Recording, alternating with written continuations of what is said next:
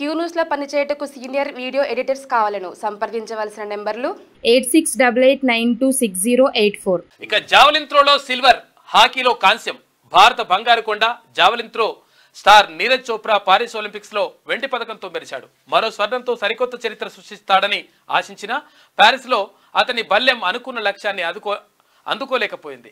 గురువారం అర్ధరాత్రి జరిగిన ఫైనల్లో నీరజ్ జావలిన్ ను ఈ సీజన్లో అత్యధికంగా 89.45 మీటర్ల దూరం విసిరి రెండో స్థానంతో రజతం సొంతం చేసుకున్నాడు. అయినా విశ్వ క్రీడల్లో స్వర్ణం, రజతం గెలిచిన దేశ తొలి క్రీడాకారుడిగా చోప్రా చరిత్రకెక్కాడు.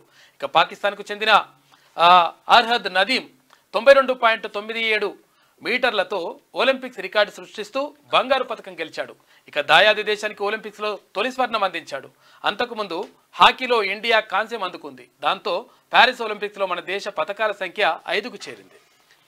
ఇవన్నీ కూడా కరెంట్ ఇవంటే కన్ఫ్యూజ్ గా ఉంటది. నీరజ్ చోప్రాకు 2వ ప్లేస్ వచ్చింది, హాకీకి 3వ ప్లేస్ వచ్చింది. ఫస్ట్ ప్లేస్ వస్తే గోల్డ్, సెకండ్ ప్లేస్ వస్తే సిల్వర్, థర్డ్ ప్లేస్ వస్తే కాంస్యం. క్యూ న్యూస్ లో పనిచేయటకు సీనియర్ వీడియో ఎడిటర్స్ కావాలను సంప్రదించవలసిన నెంబర్లు 8688926084.